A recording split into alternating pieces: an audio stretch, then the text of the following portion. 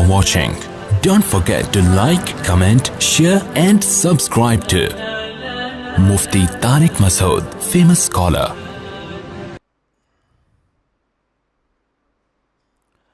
Alhamdulillah nahmaduhu wa nasta'inuhu wa nastaghfiruhu wa nu'minu bihi wa natawakkalu alayhi wa na'udhu billahi min shururi anfusina wa min sayyiati a'malina. من يهده الله فلا مضل له ومن يضلل فلا هادي له ونشهد أن لا إله إلا الله وحده لا شريك له ونشهد أن سيدنا وحبيبنا وشفيعنا وسندنا محمدا عبده ورسوله صلى الله تعالى عليه وعلى آله وأصحابه وبارك وسلم تسليما كثيرا كثيرا. أما بعد فأعوذ بالله من الشيطان الرجيم. بسم الله الرحمن الرحيم.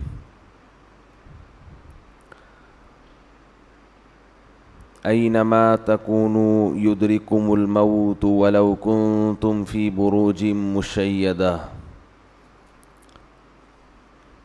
وقال الله تعالى وإذا سألك عبادي عني فإني قريب اجیب دعوت الداعی اذا دعان فلیستجیبوا لی ولیؤمنوا بی لعلہم یرشدون. قرآن مجید کی چند آیات پڑھی ہیں. اللہ تعالیٰ سے دعا ہے اللہ تعالیٰ صحیح طرح سے بات کہنے کی، سننے کی، سمجھنے کی اور پھر عمل کی توفیق عطا فرمائے.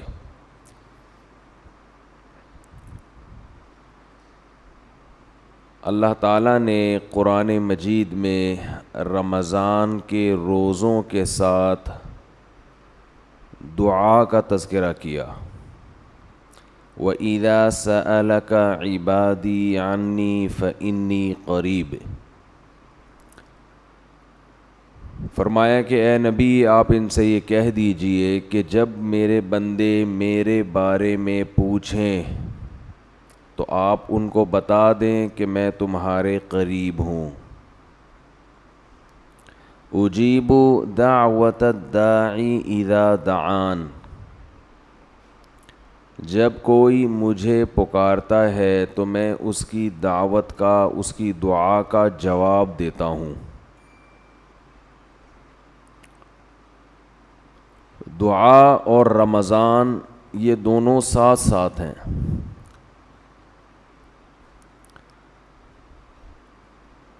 جہاں اور دیگر معاملات میں ہمارے اندر کمی واقع ہوئی ہے، دین کے معاملات میں، نماز میں، روزے میں، تلاوت میں، وہیں ایک بہت بڑی عبادت ہے دعا.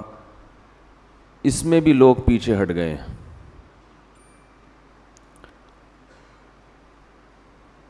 اور شیطان کی کوشش یہ ہوتی ہے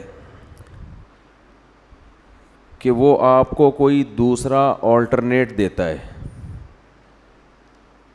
تاکہ آپ اصل کو چھوڑ کر اس متبادل میں مشغول ہو جائیں. کیونکہ اگر آپ کے پاس آلٹرنیٹ نہیں ہوگا تو پھر آپ اسی اصل پہ قائم رہو گے.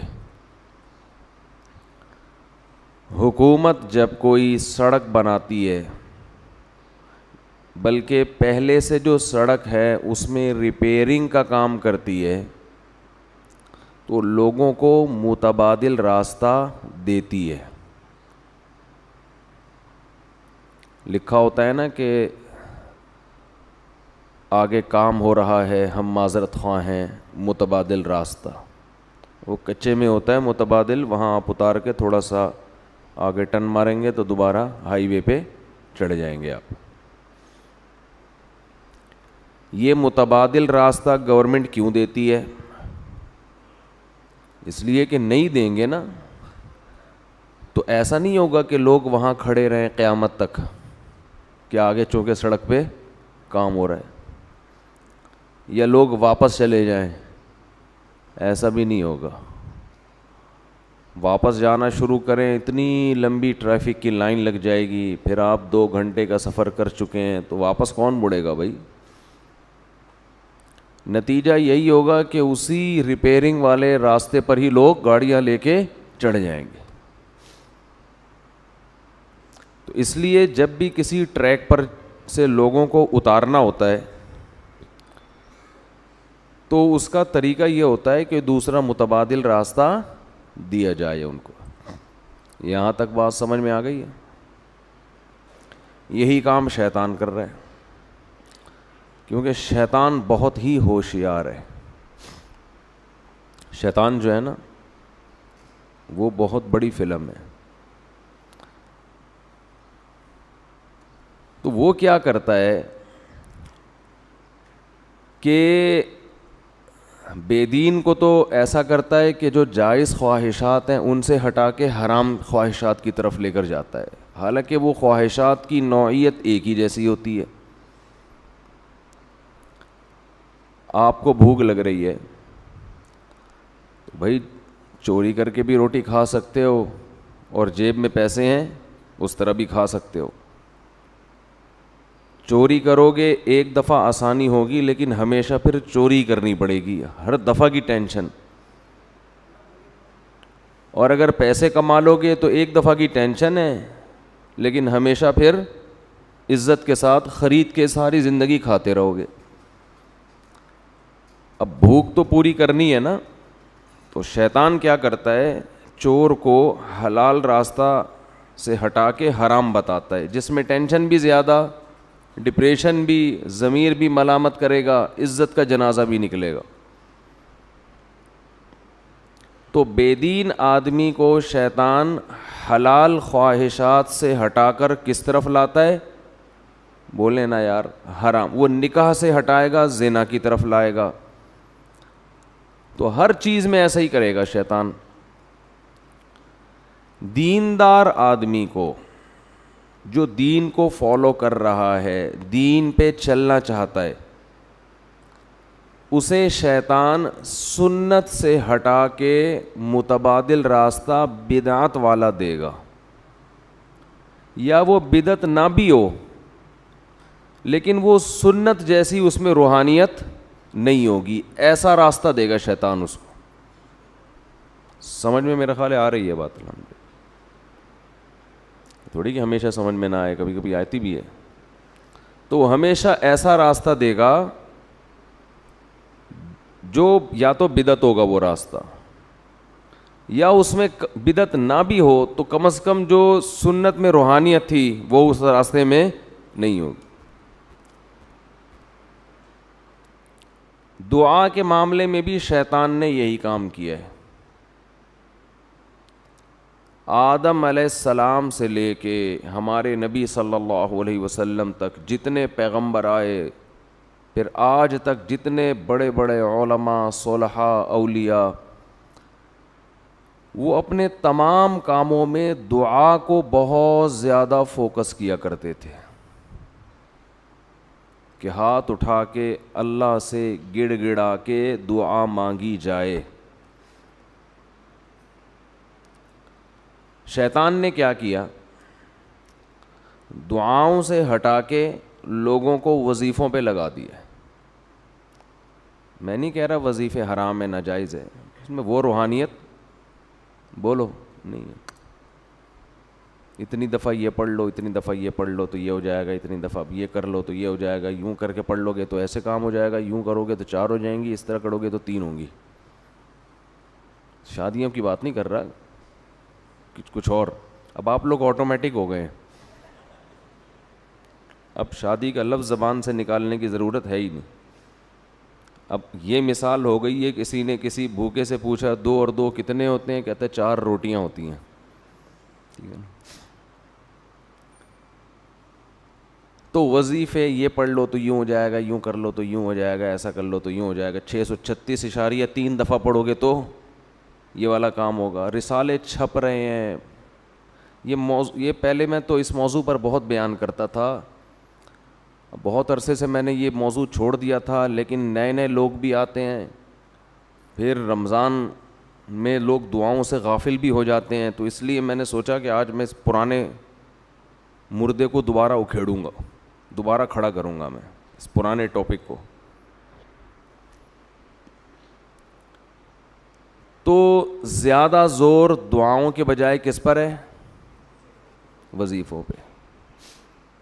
نظر آتے ہیں لوگ، کوئی فجر کے بعد بیٹھے ہوئے اللہ اللہ کر رہے، آدمی کہتا ہے یار ماشاءاللہ ابھی قیامت قریب نہیں ہے. اتنے نیک لوگ دنیا میں ہیں جو اللہ کو راضی کرنے کے لیے اللہ کا نام لیتے ہیں. جب آپ تہ میں جاؤ گے تو پتہ چلے گا کسی نے یہ وظیفہ بتایا ہے، اتنی دفعہ یہ پڑھو، فلاں کام کے لیے بتایا ہے. جیسے ہی کام ہوگا یہ بندہ مارکیٹ سے شارٹ ہو جائے گا. اللہ اور بندے کا جو تعلق ہے نا، اللہ یہ قائم کرنا چاہتے ہیں. اسلام کا حاصل کیا ہے؟ خلاصہ کیا ہے؟ انسان کا تعلق ہو جائے کس کے ساتھ؟ اپنے رب کے ساتھ. یہ تعلق جتنا دعا سے ہوتا ہے اتنا دنیا میں کسی چیز سے نہیں ہوتا. براہ راست آپ اللہ سے خطاب کر رہے ہوتے اس میں.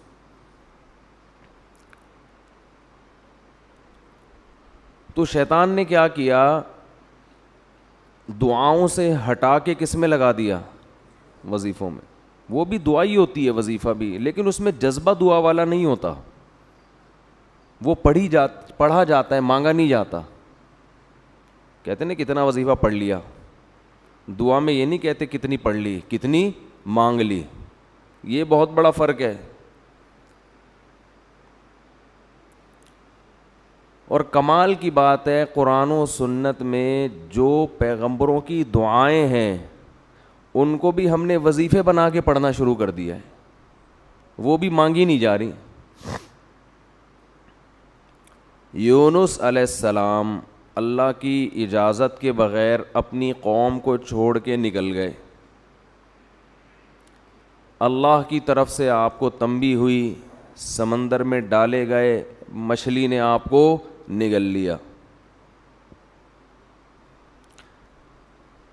تو اب وہاں یونس علیہ السلام نے مچھلی کے پیٹ میں بیٹھ کر لا الہ الا انت سبحانک انی کنت من الظالمین یہ دعا مانگی تھی، جس کے یہ الفاظ تھے. یہ دعا تھی، اے اللہ تیرے سوا کوئی عبادت کے لائق نہیں ہے، سبحانکا تو ہر عیب سے پاک ہے. کیا مطلب؟ میرے ساتھ جو یہ کچھ ہو رہا ہے یہ تیرا قصور نہیں ہے، کیونکہ تو ہر عیب سے پاک. یہ تو نے غلط نہیں کیا. انی کنت من الظالمین، میں ہی کیا ہوں؟ میں ہی غلط ہوں، مجھ سے ہی غلطی ہوئی ہے. تو یہ الفاظ میں کیا کہنا چاہ رہے ہیں کہ میری غلطی کو معاف کر دے. یعنی بزبان حال یہ میسج تھا نا، یہ چھپی ہوئی دعا ہے اس کے اندر کہ اے اللہ تو ہر عیب سے پاک ہے، تو نے ظلم نہیں کیا، غلطی کس کی ہے؟ میری ہے. میں اپنی غلطی کا اعتراف کرتا ہوں. کیا مطلب؟ مجھے اس مصیبت سے نکال دے. فاستجبنا له فاستجاب له فنجیناہ من الغم، ہم نے دعا کو قبول کیا اور ان کو اس غم سے نکالا ہے. ہم نے ہونا یہ چاہیے کہ ہمیں جب کوئی غم ہو تو ہم بھی یہ دعا مانگیں جو یونس علیہ السلام نے مانگی تھی. اے اللہ یہ جو مجھ پر مصیبت آئی ہے تیرا قصور نہیں ہے، میں خطاوار ہوں. یہی دعا پڑھنی چاہیے نا، مانگنی چاہیے. اب دیکھو میرے منہ سے بھی پڑھ نہیں نکل رہا ہے، لیکن ہم یہ دعا جو ہے نا لا الہ الا انت والی، یہ دعا مانگتے نہیں ہیں بلکہ پڑھتے ہیں. 101 دفعہ، 1,00,000 دفعہ، 345 دفعہ. سمجھ میں آ رہی ہے بات؟ یہ مانگی نہیں جاتی بلکہ کیا کی جاتی ہے؟ پڑھی جاتی ہے. جب پڑھی جاتی ہے تو مخصوص دانوں پہ ایک خاص مقدار کو مکمل کرنا ہوتا ہے. اس میں یہ جذبہ ہی نہیں ہوتا کہ مجھ سے کوئی غلطی ہوئی ہے، تجھ سے نہیں ہوئی ہے، مجھ سے ہوئی ہے، میں اس غلطی کی تلافی کرتا ہوں، آئندہ نہیں کروں گا. ایسا کسی کی کھوپڑی میں تصور بھی بول دے کیوں نہیں بھائی، نہیں ہوتا. تو قرآن اس سے آپ کو اس دعا کے ذریعے جو بتانا چاہ رہا ہے، جو ذہن بنانا چاہ رہا ہے، جو سوچ آپ کے ذہن میں اتارنا چاہ رہا ہے وہ سوچ بنتی نہیں ہے. سمجھتے ہو کہ نہیں سمجھتے؟ ہاں جلیبیاں مل جائیں گی اس کے بعد آپ کو, کیونکہ ہم بچپن میں یہ وظیفہ پڑھنے مسجد میں جایا کرتے تھے, ورد ہوتا تھا آیت کریمہ کا 5 لاکھ بار اور پتہ نہیں 2 لاکھ بار, تو وہ دانے لا کے بوریوں کے بوری مسجد میں بچھائی جاتی تھیں, تو اعلان ہوتا تھا تو سارے محلے کے بچے مسجد میں ہم سمیت پہنچ جایا کرتے تھے. اس کے بعد جو گرم گرم جلیبیاں ملتی تھیں ان کی لذت اب تک زبان پہ محسوس ہوتی ہے. وہ جلیبیوں کا مزہ اب کہیں بھی نہیں آیا, ایسی گرم پتہ نہیں کہاں سے بنوا کے لا, مزہ بہت آتا تھا. جلیبی اگر گرم گرم ہو نا تو اس کا اپنا ہی مزہ ہے, کھا لیا کریں کبھی اپنے خرچے پہ. گوروں کو یہ سہولتیں ان کو کیا پتہ ہے یار دودھ جلیبی کیا ہوتی ہے, جلیبی کیا, تو پیزا بس برگر 2-4 چیزیں ہی ہیں. کھانے کے جو چٹخارے ہندوستانیوں نے لیے ہیں نا, ہندوستانی اور پاکستانی, یہ چٹخارے آپ کو دنیا میں کہیں نظر نہیں آئیں گے. اور اب گورے بھی انہی کھانوں کے عادی ہو رہے ہیں. جب سے پاکستانی لوگ دنیا میں گئے ہیں نا, انڈین پاکستانی, تو گوروں کو بھی انہوں نے انہی چٹخاروں کا عادی بنا دیا. تو خیر,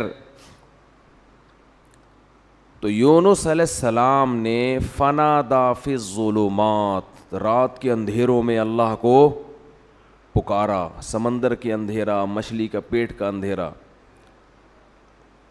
زکریا علیہ السلام کو اولاد نہیں ملی, بیوی بوڑھی ہو گئی, خود بھی بوڑھے ہو گئے, ساری زندگی اللہ سے دعا مانگتے رہے, اولاد دے دے, اولاد دے دے, اولاد دے دے. رب لا تذرنی فردا وانت خیر الوارثین, اے اللہ مجھے اکیلا مت چھوڑ, مجھے تنہا مت چھوڑ, مجھے اولاد چاہیے. فاستجبنا لہ, قرآن کہتا ہے ہم نے آپ کی دعا کو قبول کیا. آج جس کی اولاد نہیں ہوتی وہ یہ دعا مانگتا نہیں ہے بلکہ 101 دفعہ پڑھتا ہے. سمجھ میں آ رہی ہے بات؟ تو اللہ سے دعا کا تعلق قائم کرنا چاہیے ہمیں. سب سے مضبوط بندے اور اللہ کا جو ریلیشن ہے نا, یہ دعا کے علاوہ کسی چیز سے نہیں بنتا. لیکن جو کام سب سے مقدس ہوتا ہے اس شیطان رکاوٹ بھی سب سے زیادہ بولو اسی میں ڈالتا ہے. شیطان آپ کو کسی عبادت سے اتنا نہیں روکے گا جتنا آپ کو دعا مانگنے سے روکے گا.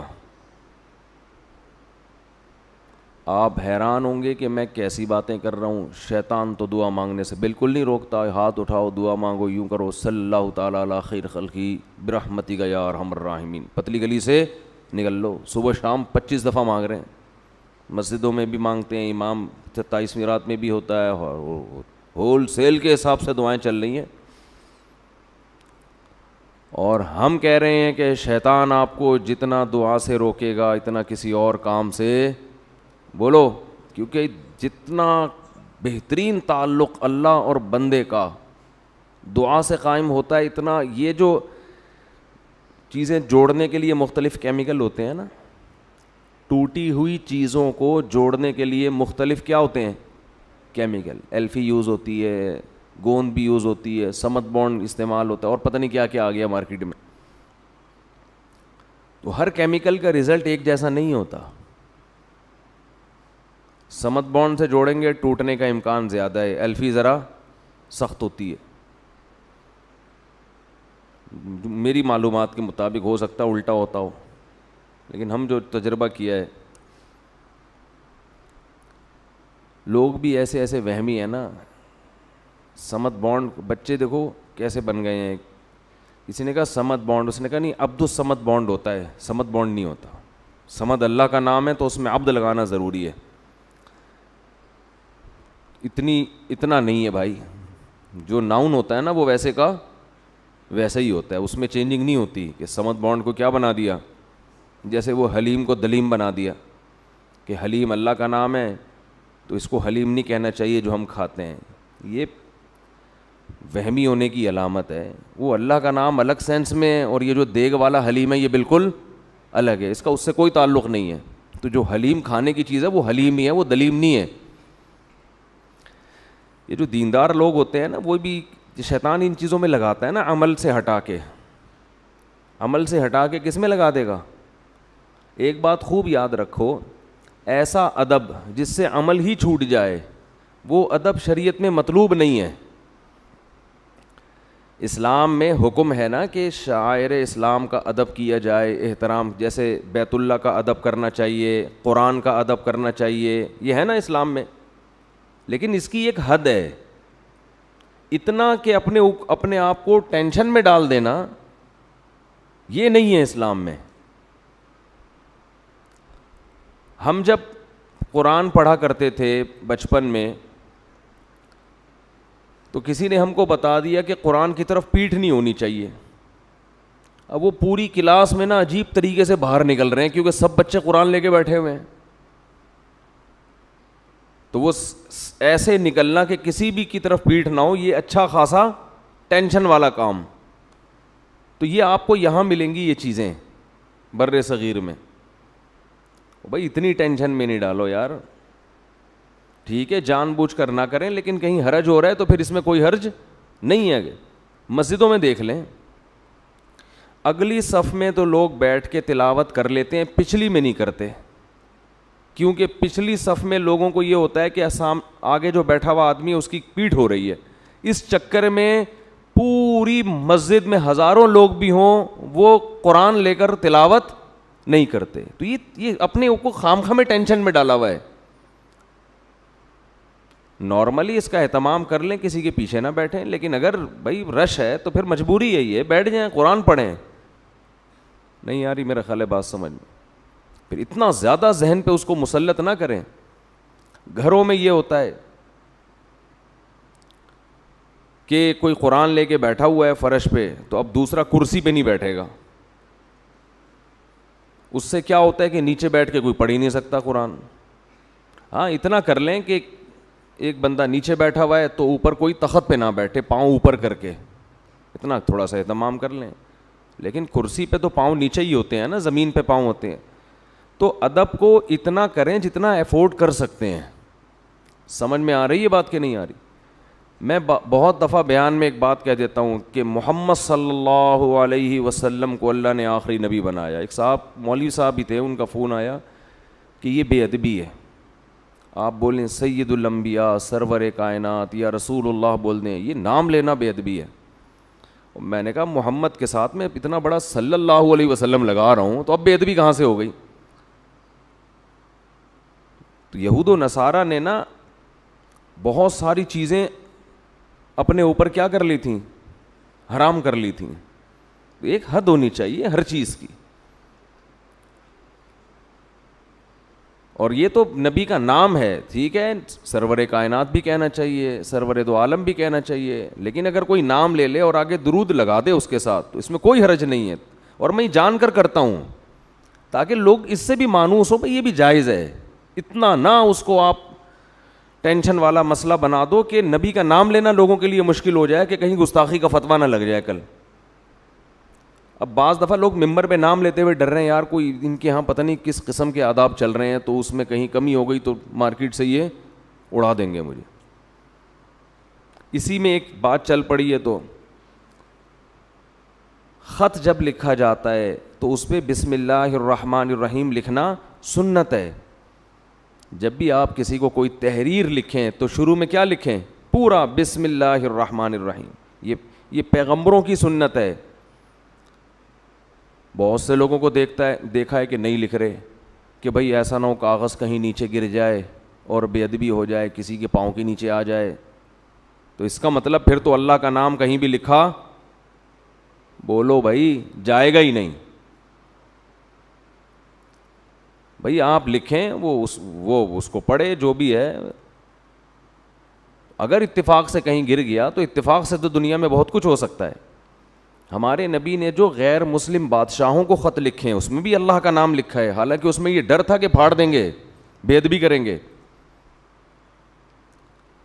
سلیمان علیہ السلام نے جو ملکہ سبا کو خط لکھا، انہ من سلیمان و انہ بسم اللہ الرحمن الرحیم، پوری بسم اللہ لکھی ملکہ سبا کو، وہ تو غیر مسلم تھی، اس بات کا بھی امکان تھا وہ بے ادبی کرے۔ تو امکان اور وہم کی بیس پر ہاں 100% کسی کو یقین ہو کہ یہ ایسا کرے گا، پھر انسان احتیاط کر لے۔ بعض وہمیوں کو دیکھا ہے روڈ پہ چلتے چلتے بس دیکھ رہے ہوتے ہیں کہ کہیں بھی اخبار پہ اللہ کا نام تو نہیں لکھا ہوا، اٹھا کے اس کو اوپر رکھ رہے ہوتے ہیں۔ او بھائی اپنا کام کرو، جاؤ یہاں سے۔ واضح طور پر خود سے نظر آ جائے کہیں ایک کاغذ پڑا ہوا ہے جس پہ اللہ کا نام لکھا ہوا ہے، واضح خود سے، پھر آپ اٹھا کے اس کو رکھ دیں، نہیں تو اپنا کام کرو بھائی، ایسے تو پتہ نہیں کیا کیا پڑا ہوا ہے زمین پہ۔ دیکھو چیونٹی، بلا وجہ چیونٹی مارنا بھی اسلام میں جائز؟ بولو نا یار، نہیں، اگر وہ تنگ نہیں کر رہی، خام خامے آپ چیونٹیوں کو مارنا شروع کر دیں، یہ غلط ہے۔ لیکن یہ اتنا وہم میں آ جانا کہ چلتے چلتے یہ دیکھنا کہ کہیں مجھ سے کوئی چیونٹی نہ آ جائے میرے پاؤں کے نیچے، یہ زیادتی ہو جائے گی۔ یہ کیا ہو جائے گی؟ بھائی جاؤ، جو چیونٹی آ گئی، مکوڑے آ گئے، خود سے آ رہے ہیں، آنے دو، ٹھیک ہے نا۔ ہاں جان کر بلا وجہ چیونٹیوں کو تلاش کر کے مت مارو، اگر وہ تکلیف نہیں دے رہی ہیں۔ اگر گھر میں کیڑے مکوڑے ہیں تو ان کو مار سکتے ہیں آپ، محلے میں ادھر گلیوں میں تو کیا کر رہے ہیں، آپ کو کوئی ٹینشن تھوڑی دے رہے ہیں۔ لیکن اب کیا ہے، آپ چلتے چلتے دیکھ کے جا رہے ہیں کوئی مکوڑا میرے پاؤں کے نیچے نہ آ جائے، کوئی چیونٹی نہ آ جائے، تو چھوڑو بھائی، آنے دو، آن دے، کچھ نہیں ہوتا اس سے۔ تو اسی طرح یہ جو ادب کا معاملہ ہے، نبی صلی اللہ علیہ وسلم نے بیت اللہ میں اپنے بیٹھنے کی جگہ جو بنائی تھی نا، اس میں آپ کی پشت مبارک قبلے کی طرف ہوتی تھی۔ اس کی وجہ بھی علماء یہی بیان کرتے ہیں کہ بیت اللہ کی طرف اگر پشت کو ناجائز کر دیا جاتا، لاکھوں لوگ ہوتے ہیں، کوئی ادھر آ رہا ہے کوئی ادھر آ رہا ہے، وہ تو سارا دن ایک ادب میں ہی، ٹینشن میں ہی گزر جاتا ان کا۔ اس لیے کہا کہ کر لو، کوئی مسئلہ نہیں ہے۔ ہاں ٹانگیں اس کی طرف بالکل یوں کر کے نہ بیٹھ جائے، اس کی کوئی ضرورت، بولو نا بھائی، اس کی ضرورت نہیں ہے کہ پاؤں اس کی طرف قبلے کی طرف کر کے بیٹھیں۔ پشت سے بچانا بڑا مشکل ہے، اور میں نے دیکھا ہے وہاں لوگوں کو، وہ ایسے بیت اللہ سے جب جا رہے ہوتے ہیں ایسے ریورس گیئر، او بھائی ریورس گیئر میں تو کب تک چلے گا یار، اچھا خاصا، اور تم اکیلے ہو، سارے اگر ریورس چلنا شروع ہو جائیں، ٹینشن، حکومت کے لیے مصیبت ہو جائے گی۔ تو اتنا مسلط کر لیا ہے ان چیزوں کو، عمل میں زیرو، عمل میں کیا ہے؟ زیرو۔ یہ ایسا ہی ہے جیسے ابا کے احترام میں سارا دن ہاتھ باندھ کے بیٹھا رہتا ہے، ابا کی طرف پشت نہ ہو جائے، اور آواز بھی آہستہ کہ ابا کی بے ادبی نہ ہو جائے، لیکن ابا جو کام کہتے ہیں وہ کرنے کے لیے تیار نہیں ہے، ایکسکیوز می اور تھینک یو میں ہی لگا رہتا ہے۔ تو ابا کہیں گے تو لکھنؤ سے آیا، دفع ہو جائے یہاں سے، جو تجھے کام کہا ہے وہ کر، تو آداب واداب تو ایسے لگاتا ہے صبح شام۔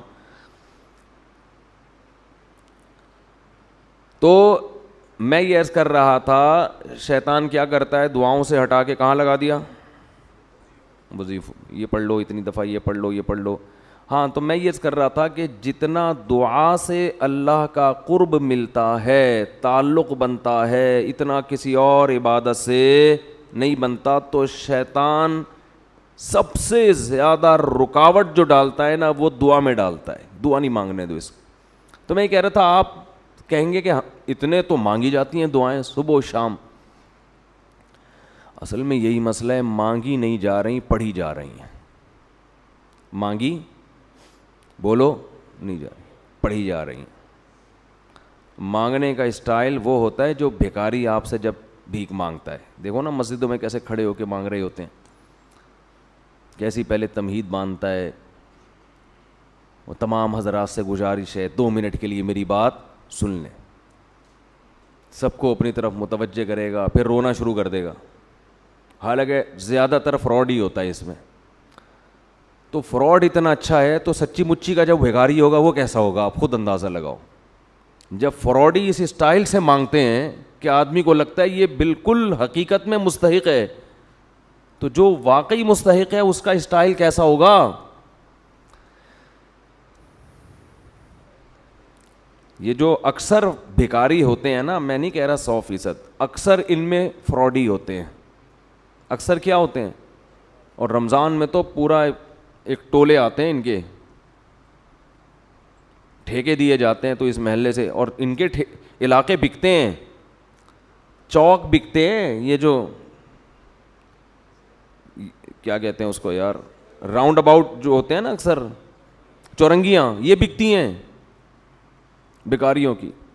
لیکن آپ مانگنے کا اسٹائل دیکھو بھکاری کا, وہ یہ نہیں کہے گا آپ کے منہ پہ آ کے لا الہ الا انت سبحانک انی کنت من الظالمین, چھو, یہ نہیں کرے گا. وہ اس کی روح کو سمجھتا ہے, لا الہ الا انت سبحانک. وہ ایسا آپ کو روئے گا, وہ تو ہم اتنے بھکاری فراڈی دیکھ دیکھ کے اب اثر ہم پہ ختم ہو گیا ہے نا ٹھیک ہے نا. لیکن وہ مانگنے میں کمی نہیں کرتا, وہ ایسے اسٹائل سے مانگے گا کہ آپ کا دل چاہے گا کچھ نہ کچھ تو دو اس کو. ہمارے ایک دوست نے اپنا واقعہ سنایا, وہ بھکاریوں کو دیتے نہیں تھے. کہہ رہے میں گاڑی میں جا رہا ہوں, کہیں سگنل پہ گاڑی رکی ہے تو ایک بھکاری آ گیا میرے پیچھے, یار دے دو بھائی, کچھ تو دے دو یار, اللہ کا واسطہ. میں نے کہہ رہا اس کو ہٹایا, وہ اتنا چپک گیا کہ میں نے 50 روپے نکالے, یہ یار جان چھوڑ میری. لیکن وہ کہتا ہے مجھے اس سے ایک عبرت ہوئی. وہ کہتا ہے مجھ سے ایک گناہ ہو گیا تھا, تو اسی دن میں نے اس گناہ سے توبہ کی, اور توبہ میں اللہ کو یہ کہا کہ اللہ میں معافی کا مستحق نہیں ہوں, کیونکہ میں پہلے بھی توبہ کر چکا ہوں, بار بار توڑ رہا ہوں, مستحق نہیں ہوں. لیکن کہہ رہے میں نے اتنی دیر دعا مانگی, میں نے کہا اے اللہ وہ بھکاری مستحق نہیں تھا, جان چھڑانے کے لیے میں نے اس کو 50 روپے پکڑا دیے. تو مجھ سے زیادہ سخی ہے, تو بھی کہ یہ کب سے مانگ رہا ہے, کب سے پیچھے پڑا ہوا ہے, چل معاف کیا جا. تو کہہ رہے میں نے اتنی دعائیں مانگی, ہدایت کی بھی اور رزق میں برکت کی بھی, اور واسطے سارے اسی بھکاری کے اللہ کو دے رہا تھا کہ اللہ وہ فراڈی تھا, دے دیا, میں بھی فراڈی ہوں ٹھیک ہے نا. نہ مجھے مانگنا آتا ہے, نہ میرے پاس کوئی عمل ہے, 2 نمبر آدمی ہوں, بس دے دے, مستحق نہیں ہوں پھر بھی دے دے. تو دعا, یہ دعا تھی, اٹ از کالڈ کیا ہے, اٹ از کالڈ دعا. یہ جو پہلی دفعہ میرا خیال ہے اس بندے نے دعا مانگی ہوگی. تو یہ تو نمازوں کے بعد سب مانگ رہے ہیں. امام نے, آج کل دعاؤں کی سیٹنگ کیا چل رہی ہے, امام صاحب نے جب تکبیر کی نا امام صاحب نے, تو آٹومیٹک سسٹم نمازیوں کا شروع ہو گیا. نمازی سارے خود بخود روبوٹ کی طرح ہاتھ جا رہے ہیں, پھر کھڑے ہو جاتے ہیں. اس کے بعد سلام پھیر کے یاد آتا ہے اچانک یہ ہوا کیا ہے, درمیان میں گم. وہ ایک آدمی نے, امام صاحب نے 4 کے بجائے 3 رکعتوں پہ سلام پھیر دیا. پوری مسجد میں کسی نے بھی سبحان اللہ نہیں کہا. پیچھے 8ویں صف میں ایک آدمی نے کہا سبحان اللہ. امام نے کہا یار ان پورے نمازیوں میں سے تو کسی کو پتہ نہیں چلا, تجھے کیسے پتہ چل گیا کہ میں نے 3 پڑھی ہیں؟ وہ کہتے ہیں میری 4 دکانیں ہیں, چاروں رکعتوں میں چاروں کا حساب ہوتا ہے. آج 3 کے بعد ہی سلام کی آواز آ گئی تو مجھے لگا کہ 1 رکعت امام صاحب پی گئے. امام صاحب 1 رکعت پی گئے. تو سارے سو رہے ہوتے ہیں, تراویح میں تو زیادہ ہوتا ہے یہ سلسلہ. پھر وہ ایک فارمیلٹی ہے دعا کی, اس پر ہاتھ اٹھا لیتے ہیں, یا اللہ فلاں کی بخشش کر دے, یہ کر دے, وہ کر دے, پورا ایک ترتیب سے مانگے. میں منع نہیں کر رہا اس سے, اس دعا میں جان نہیں ہے. امام کو بھی پتہ ہے میں نہیں مانگوں گا مجھے امامت سے نکالیں گے. مؤذن جو پیچھے جو نمازی ہوتے ہیں وہ سمجھتے ہیں کہ یہ نماز کا حصہ ہے, تو جب جو ہے تو چلو یوں کر لو, تو پھر یوں کر لو, ایسے چل رہا ہوتا ہے. جیسے وہ تعزیت کے لیے KPK میں دعا ہوتی ہے نا, پبلک آتی ہے, دعائے خیر, ہاتھ اٹھایا یا رکھے, چلو بھائی. پھر دوسرا آیا دعائے خیر اللہ کچھ بھی وہ ان کی پشتوں میں کچھ الفاظ چل رہے ہوتے ہیں, اس طرح ماشی انڈی والا انخا دے دغت مغت کھودنا دکڑے, چلو جی ختم ہو گیا. پھر دوسرا, تو ان کو مردے کے, اکثر لوگوں کو مردے کے بخشوانے سے کوئی تعلق نہیں ہوتا. ان کو تو ایک لواحقین کو دکھانا ہے کہ ہم بھی کیا کر رہے ہیں, تمہاری میت کے, تمہارے غم میں تمہارے ساتھ برابر کے شریک ہیں. تو وہ دعا تھوڑی ہے. دعا تو وہ ہوتی ہے جو آپ بیٹھ کے پھر مانگیں, اللہ میرے باپ کا انتقال ہو گیا, میری ماں کا انتقال ہو گیا, اے اللہ اسے قبر کے عذاب سے بچا, اس کے گناہوں کو معاف کر, جو ابراہیم علیہ السلام مانگتے تھے. تو شیطان یہاں سب سے زیادہ رکاوٹ ڈالتا ہے. ایک رکاوٹ تو ایسے کہ وہ وظیفے لے آیا, آپ کو دعا سے ہٹا کے کہاں لے گیا, وظیفوں کی طرف. اب آپ سارا اس کو فوکس کر رہے ہیں. دوسرا کام شیطان یہ کرتا ہے کہ وہ دل جمعی سے دعا نہیں مانگنے دیتا. حدیث میں آتا ہے کہ اللہ تعالیٰ ظاہر قلب سے دعا قبول نہیں کرتے. ظاہر قلب کا مطلب اوپر اوپر سے, آپ کا دل خود ہی حاضر نہیں ہے, تو یہ دعائیں قبول نہیں ہوتی. دل ہی حاضر نہیں ہے آپ کا. اللہ کہتے ہیں جب اس کو خود دلچسپی نہیں ہے بھائی, یہ خود اپنے عمل کو اہمیت نہیں دے رہا, تو میں کیسے اہمیت دوں. یہ ایسے جیسے آپ کسی سیٹ سے 1 کروڑ روپے قرضہ مانگنے گئے. اب 1 کروڑ روپے جب آپ قرضہ مانگو یا بھیک مانگو تو ایسے نہیں ہوگا کہ آپ کھڑے کھڑے جا کے اس کو پکڑ کے بولے یار ادھر 1 کروڑ روپے ہیں تو دے دو, نہیں ہے چلو رہنے دو. ایسا نہیں ہوگا. وہ کہے گا یہ اس کی نظر میں اس کی ویلیو نہیں ہے, تو میں اتنی بڑی رقم اس کو کیوں دے دوں بھائی. تو اس کے لیے آپ کیسی تمہید باندھو گے, سر میں آپ سے ملنا چاہتا ہوں, کام ہے, 6 آدمیوں کو اور بھی لے جاؤ گے سفارشی بنا کے, بہت پھر رو گے, 2 آنسو بہاؤ گے, ضرورت ہے, یہ ہے وہ ہے. تو جب اللہ سے ایسے دعا مانگی جاتی ہے نا کہ دماغ کہیں اور ہو اور ایک فارمیلٹی کے طور پر دعا کے کلمات زبان سے نکل رہے ہوں, تو اللہ کہتے ہیں اس کے دل میں اپنی دعا کی خود ہی ویلیو نہیں ہے, اس کو خود ہی نہیں پتا کس سے بات کر رہا ہوں, کیا مانگ رہا ہوں, تو پھر اللہ بھی قبول نہیں کرتے. اللہ مستغنی ہے.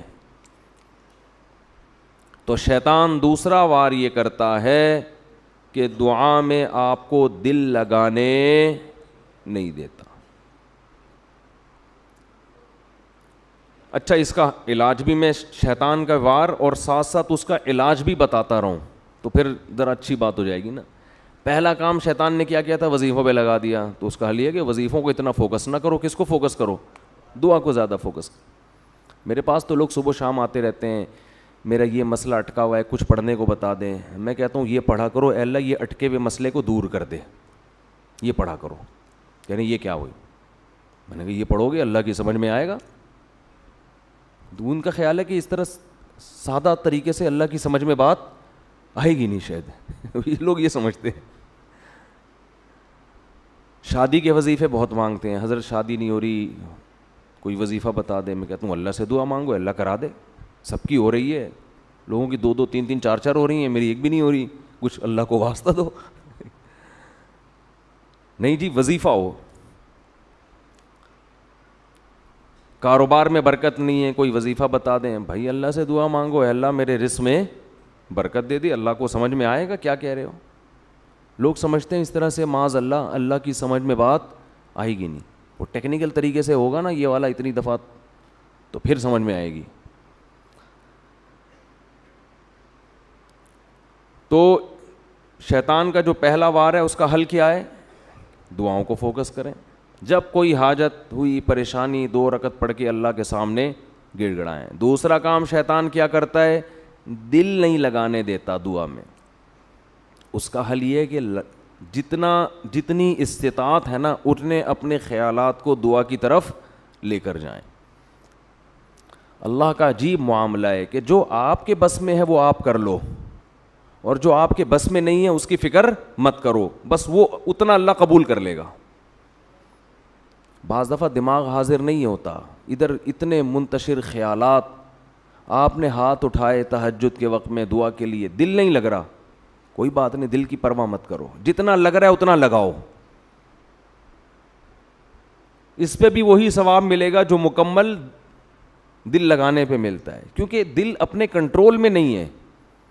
دل تو ایسی چیز ہے, کبھی ادھر بھاگ رہا ہے, کبھی ادھر بھاگ رہا ہے, کبھی ادھر بھاگ رہا ہے, کبھی ادھر بھاگ رہا ہے. اس کو لاتے رہو, بار بار دعا کی طرف فوکس کرو, اس سے آپ کو ٹینشن ہوگی. کیونکہ جب دل لگتا ہے تو مانگنے میں مزہ آتا ہے, دل نہیں لگتا تو مانگنے میں مزہ نہیں آتا. تو یہ جو مزہ نہیں آئے گا نا مانگنے میں, اس پہ اجر ملے گا آپ کو کہ آپ کے بس میں جو ہے وہ آپ کر رہے ہو, اور جو آپ کے بس میں نہیں ہے اس کی فکر مت کرو. آج ایک بہت بڑی ٹینشن یہ بھی دینداروں کے ساتھ ہے کہ جو چیز ان کے اختیار میں نہیں ہوتی اس کی فکر میں لگ جاتے ہیں. دیکھو, نماز میں دل لگانے کی کوشش کرنا آپ کے اختیار میں ہے, دل کا لگنا آپ کے اختیار میں نہیں ہے. دل ایک ایسی چیز ہے, کبھی کسی طرف مائل ہوتا ہے, کبھی نہیں ہوتا. کسی حکیم نے, ڈاکٹر نے آپ کو کوئی دوا دی, اچھی بات تو یہ ہے کہ دل لگا کے کھائیں اس کو, مزہ آئے اس میں. آپ کوئی معجون بنا کے دے دی کسی حکیم صاحب نے, کوئی حلوہ بنا کے دے دیا, کدو کا حلوہ بنا دیا کہ مقوی قلب ہے, یہ حکیموں کی اصطلاحات ہے نا. کدو کا حلوہ کیا ہے؟ دل کے لیے. حکیم لوگ کہتے ہیں کہ اچھا ہے اور مزے کا بھی ہوتا ہے. حکیم نے کہا بھائی ناشتے کے بعد لوکی یا کدو کا حلوہ بنا کے کھا لیا کرو. واہ واہ واہ, مزہ آ رہا ہے. لیکن اتفاق سے آپ کو لوکی اچھی نہیں لگتی,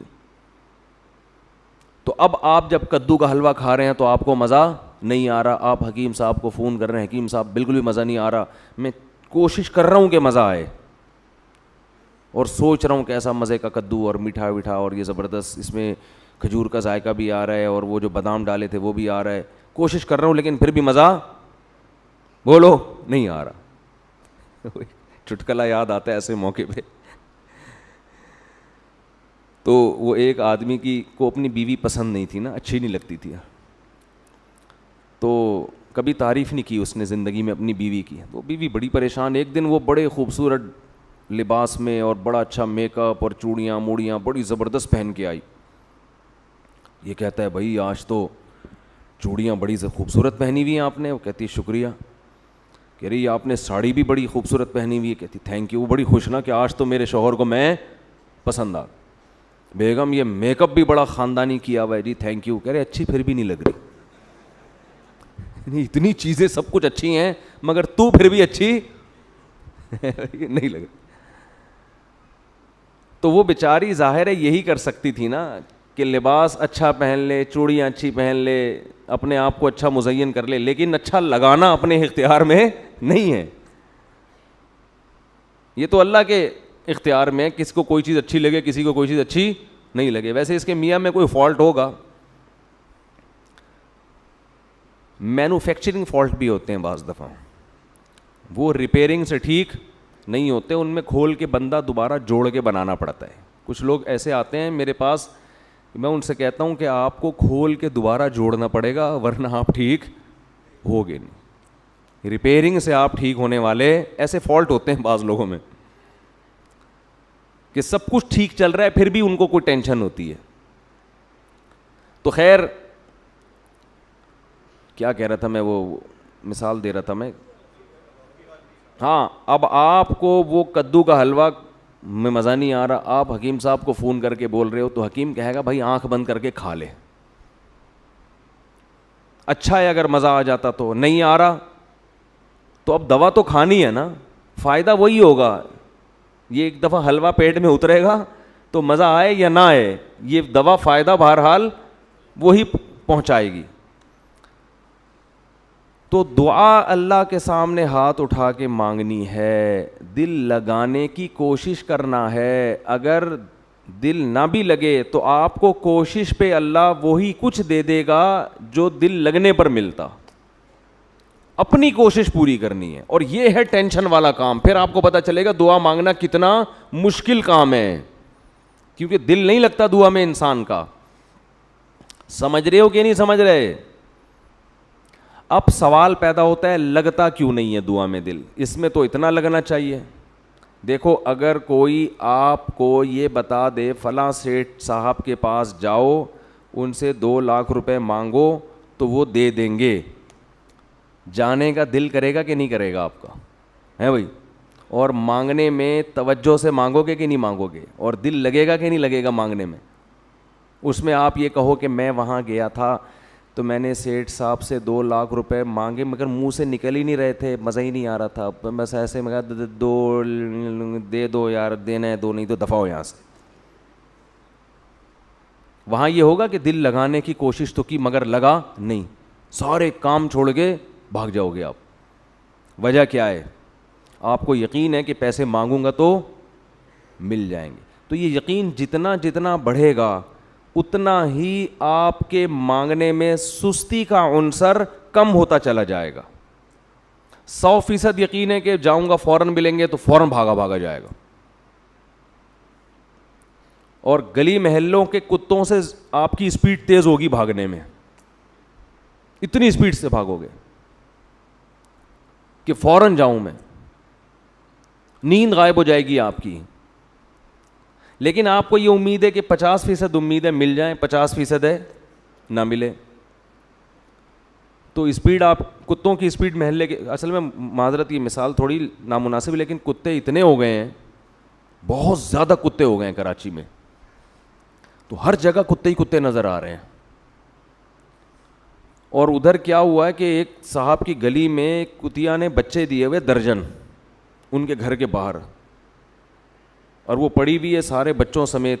تو میں نے کہا پہلے اس گلی میں کتے کم ہیں جو آپ نے یہاں یہ ایک پروجیکٹ بھی شروع کیا ہوا ہے یہاں پہ. کہہ رہے میں ان کو پال رہا ہوں, اب کیا کروں, اللہ کی مخلوق ہے. میں نے کہا ہم اور آپ کیا معاذ اللہ گدھے ہیں؟ ہم مخلوق نہیں ہیں. یہ جو سیکٹر 10 بنا ہے یہ انسانوں کے رہنے کے لیے بنا ہے, یہ کتوں کے رہنے کے لیے بنا ہے. میں نے کہا اس کے درجن بچے ہو رہے ہیں, اور جو لوگ گھروں میں ان کے 2 سے زیادہ نہیں ہو رہے. اور یہ درجن بچے جن کو تم پلا رہے ہو کھلا بھی رہے ہو, یہ جب بڑے ہوں گے ہر ایک کے ایک درجن لگا لو آپ, اور یہ بالغ بھی ہم سے جلدی ہوتے ہیں. تو میں نے کہا تھوڑے دنوں کے بعد ہم کتوں کی جگہ ٹہل رہے ہوں گے اور کتے ہماری جگہ بنگلوں میں رہ رہے ہوں گے, یہ حالت ہو جائے گی. تو سینس ہونی چاہیے. تو میں نے کہا اللہ کے بندو ان کو کسی یا تو جنگل میں ڈال کر آؤ, یا کم از کم ان کی سیوا تو مت کرو نا کہ اور پھلے پھولیں یہ. یعنی ایک افراط و تفریط ہے. انسان پہلے ہے, جانور بعد میں ہے. پھر کتا پاگل ہوتا ہے بعض دفعہ. آپ کو یہاں کوئی ترکی میں ہم نے ایسے خاندانی کتے دیکھے ہیں, ہر کتے کی ویکسینیشن ہوتی ہے, اس کے گلے میں پٹا ڈلا ہوا ہے, اس کو ایک نمبر ملا ہوا ہے, پورا ریکارڈ ہے کہ یہ کتا پاگل نہیں ہے. اور ٹوٹل اتنے کتے ہیں شہر میں, آبادی اتنے کتے افورڈ کر سکتی ہے, اس سے زیادہ نہیں ہے. ایک مینجمنٹ ہے. یہاں تو انسانوں کی نسل روکنے پر کروڑوں روپے خرچ ہو رہے ہیں, اور کتوں کی نسل اتنی اسپیڈ سے بڑھ رہی ہے, ان کو مارنے پر پابندی ہے. آپ کتا مار دیں وہ NGOs آ جائیں گی اور کیس ہو جائے گا آپ کے خلاف. تو ان میں بہت سے کتے پاگل ہو رہے ہیں, کاٹ رہے ہیں. آپ جائیں ہسپتالوں میں جا کے, ہمیں تھوڑی پتہ ہوتا ہے کہ کون سا کتا پاگل ہے اور کون سا پاگل نہیں ہے. جو کتا بھی کاٹے ڈاکٹر کہتے ہیں پورا کورس ویکسین کا مکمل کرو, کیونکہ کوئی پتہ نہیں ہو سکتا یہ پاگل ہو. پاگل خود تھوڑی آگے بتاتا ہے میں پاگل ہوں, ذرا ہوشیار رہنا مجھ سے. تو کتنا خطرناک ہے پاگل کتے کا کاٹنا, کس قدر اذیت والی موت ہوتی ہے اس سے انسان کی. کوئی فکر نہیں ہے, جو بھیڑ چال ایک چل رہے ہیں بس. تو خیر آپ قرضہ لیں, آپ کو امید ہے 50% کہ مل جائے گا, 50% چانس ہے کہ نہیں ملے گا, تو آپ کی اسپیڈ تھوڑی سی تیز. اور اگر آپ کو یہ ہے کہ نہیں ملے گا, شاید 0.001% چانس ہے کہ پیسے مل جائیں, تو آپ کہتے ہو ٹرائی کرنے میں کیا حرج ہے, مانگ لیتے ہیں, مل گئے. جیسے چندہ مانگا تھا نا جنریٹر کے لیے ہم نے, تو آپ نے میرا اسٹائل دیکھا ہوگا مانگنے کے لیے. بھائی جنریٹر خراب ہو گیا, کچھ صاحب جنریٹر دے دیں تو ثواب ملے گا. وجہ اس کی ہے کہ میرے گھر کا جنریٹر نہیں ہے, یہ مسجد کا ہے نا. بھائی آپ اگر اس جنریٹر کا انتظام کریں گے, پنکھا چلے گا, لوگوں کو سکون ملے گا, ٹھیک ہے. نہیں ملے تو آپ کا ہیڈیک ہے. میں تو اپنے لیے UPS یہاں لگا کے نماز پڑھا دوں گا. کیا خیال ہے؟ تو یہ بھی اسٹائل ہوتا ہے جب انسان کا اپنا براہ راست. یہ میں جو چندہ مانگنے کا میرا اصول ہے نا نمازی بھائیوں سے, وہ میرا اصول یہ ہے کہ ان کو یہ لگے کہ میں ان کے لیے مانگ رہا ہوں, اپنے لیے نہیں مانگ رہا. یہ جو پیچھے پڑ جاتے ہیں نا, بھائی اللہ کا واسطہ مسجد میں یہ لگا دو, اس کا مطلب ہے شاید اپنے لیے لگوا رہے ہو آپ. ایک دفعہ میں نے یہاں وہ انتظامیہ نے کہا کہ وضو خانے میں نلکے نہیں ہیں، یہ اس طرح کا مسئلہ، تو میں نے اعلان کیا نمازیوں سے کہ نلکے لگا دو، آپ ہی کو فائدہ ہوگا، ورنہ پھر گھر سے وضو کر کے آیا کرو، ٹھیک ہے نا، کیونکہ ہمارے گھر میں نلکے لگے ہوئے، ہم وہاں سے وضو کر کے آ جائیں گے، نہیں لگاتے تو نہیں لگاؤ۔ تو یہ اسٹائل چندہ مانگنے کا بالکل شریعت کے عین مطابق ہے، سمجھ رہے ہو نا کہ بھائی اپنے لیے لگا رہے ہو نا، ہمارے لیے تھوڑی لگا رہے ہو۔ واش روم کا انتظام نہیں تھا تو ہم نے کہا بھائی گھر سے کر کے آیا کرو جو بھی ہے حساب کتاب، پھر یہاں آ کے پوچھ رہے ہوتے ہیں واش روم کدھر ہے، تو واش روم بناؤ، میں کیوں بنواؤں آپ کے لیے واش روم، میں تو اپنے گھر کے لیے بنواؤں گا نا واش روم۔ امام کی یہ ذمہ داری تھوڑی ہے کہ محلے والوں کے لیے واش روم کا انتظام کرے، لوگ اماموں سے چندہ کرواتے ہیں تو لوگ سمجھتے ہیں شاید ان کا اپنا مفاد ہے اس میں، بھائی واش روم آپ کا ہیڈیک ہے، میرا ہیڈیک نہیں ہے، میں اطلاع دے دوں گا۔ تو دعا میں جو دل نہیں لگتا نا، اصل میں شیطان یہاں یہ وسوسہ ڈالتا ہے کہ یہ دعا قبول ہونے والی نہیں ہے، سارا مسئلہ یہاں سے خراب ہو جاتا ہے۔ شیطان کہتے ہیں کہاں قبول ہوتی ہے یار، اتنے عرصے سے تم مانگ رہے ہو، ملا کچھ؟ ایسے ہی مل رہا ہوتا تو آج تو سارے مولویوں کے سارے کام ٹھیک ہو رہے ہوتے، اور جو دعائیں مانگتے نہیں ہیں ان کے سارے کام بنتے چلے جا رہے ہیں۔ وہ فلاں کو دیکھو یار، کبھی دعا مانگتے ہوئے نہیں دیکھا، گاڑی بھی ہے اس کے پاس، بنگلہ بھی ہے، بہترین سارے کام بنے ہوئے۔ بھائی امریکہ کو دیکھ لو نا، امریکی صدر دعا مانگتے ہیں کبھی ہیں؟ سارے کام بن رہے ہیں، سپر پاور بن گیا۔ اور ہمارے یہاں 27ویں رات کو بھی دعائیں مانگی جا رہی ہیں، شب برات کو بھی مانگی جا رہی ہیں، پھر بھی غریب کے غریب تو بھائی ہوتا تو کچھ بھی نہیں ہے۔ لوگ بتاتے ہیں یار میں اتنے عرصے سے دعا مانگ رہا ہوں وہاں شادی ہو جائے، لیکن اس کے تو بچے مجھے ماموں کہہ رہے ہیں۔ دل کے ارماں آنسوؤں میں بہہ گئے، ان کے بچے ہم کو ماموں کہہ گئے۔ یعنی سیٹنگ چل رہی تھی، چلو یہ غم کہ آپ کی شادی نہیں ہوئی وہاں، اس کی شادی کسی اور سے ہو گئی، یہ ایک دھچکا لگا۔ دوسرا دھچکا یہ کہ اس کے وہاں بچے بھی ہو گئے۔ سب سے بڑا غم یہ کہ وہ بچے آپ کو کیا کہہ رہے ہیں؟ ماموں۔ یہ برداشت کرنے والا غم نہیں ہے۔ تو لوگ کہتے ہیں ہم نے تو تہجد میں اٹھ کے دعائیں مانگی تھیں، اس کا یہ صلہ ملا ہے کہ دل کے ارماں آنسوؤں میں بہہ رہے ہیں، ان کے بچے ہم کو ماموں کہہ رہے ہیں۔ تو شیطان یہ وسوسہ جب دماغ میں ڈالتا ہے تو پھر جو مستقبل میں جو مزید دعائیں مانگنی ہیں، یا تو انسان وہ مانگتا نہیں ہے، یا ان دعاؤں میں جان ختم کہ یار بس یہ ایسے ہی ایک فارمیلٹی، مذہب نے کہا ہے مانگا کرو۔ وہ ہندو مندروں میں جا کے مانگتے ہیں، ہم چلو یا اللہ یہ کر دے بس، تو پھر ایسے ہی مانگتے ہیں کہ چلو ٹرائی کرنے میں کیا جا رہا ہے، اللہ سے مانگ کے دیکھ لیتے ہیں، جہاں اتنے سارے کام چول ایک دعا بھی درمیان میں لے آؤ۔ تو یہ بہت بڑا فالٹ ہے، یہ سمجھ لینا کہ دعا قبول نہیں ہوتی، یہ بڑا فالٹ ہے۔ اللہ ایسے نہیں قبول کرتا جیسے آپ چاہتے ہو، اس میں اس کی حکمتیں ہیں، مصلحتیں۔ اگر اللہ ایسے قبول کرنا شروع کر دے نا کہ آپ نے دعا مانگی اے اللہ اس کے بچے کم از کم مجھے ماموں تو نہ کہیں، اور اگلے دن بچے آ کے آپ کو کچھ اور کہہ رہے ہیں، یا اللہ میرا یہ کام ہو جائے، اور فوراً وہ کام ہو گیا، تو غیب کا معاملہ بولو ختم۔ پھر ہر شخص گڑ گڑا کے دعائیں مانگے گا۔ اگر اس طرح سے قبول ہونا شروع ہو جائیں، پھر ہر شخص کیا کرے گا؟ وہ دعاؤں وہ جو شرابی کبابی اور جو دین کو نہیں بھی مانگتے نا، وہ سب سے زیادہ فوکس کس کو کریں گے؟ بھائی حکومت جب کوئی اسکیم دیتی ہے نا غریبوں کے لیے تو مالدار بھی لائن میں کھڑے ہوئے ہوتے ہیں اس سے فائدہ اٹھانے کے لیے۔ پھر تو جو مستحق ہیں نہیں ہے سب ہاتھ اٹھا کے لمبی لمبی دعائیں، کیونکہ ان کو پتہ ہے ادھر مانگو ادھر جیب میں پیسے۔ تو اللہ نے معاملہ کس پہ رکھ دیا؟ غیب پر۔ کہا میں نے تمہیں بتا دیا، استجیبوا ادعوا ربکم کیا ہے، وقال ربکم ادعونی استجب لکم، تمہارا رب کہتا ہے مانگو قبول کروں گا، بس میرا یہ دعویٰ کافی ہے، میرا اتنا اعلان تمہیں موٹیویٹ کرنے کے لیے کافی ہے بس۔ اب جو عقل مند لوگ ہیں، اللہ والے لوگ ہیں، وہ کہتے ہیں اللہ نے جب کہہ دیا کہ قبول کروں گا تو بس ہٹو بچوں کام ہو گیا، اب تو بھر بھر کے کیا کرنا ہے؟ دعائیں مانگنی۔ پھر وہ جھانک جھانک کے دیکھتے نہیں ہیں کہ ہوئی کہ نہیں ہوئی قبول, ٹھیک ہے نا, بس وہ کہتے ہیں ہو کیا ہو رہی ہے, بولو نا, ہو رہی ہے قبول, بس ہو رہی ہے. کیسے ہو رہی ہے ہمیں, ہماری ہیڈک نہیں, یہ کس کا مسئلہ ہے, یہ اللہ کا ہے, ہمارا تھوڑی ہے. ہمارا تو کام ہے مانگنا, جب ہمیں پتہ ہے کہ ہو رہی ہے. اب کیسے ہو رہی ہے, آپ کیا ہو تو رہی نہیں, وہ ماموں کہہ دیا جب بہت رہ کیا گیا اب رہ کیا گیا قبول ہونے کے لیے.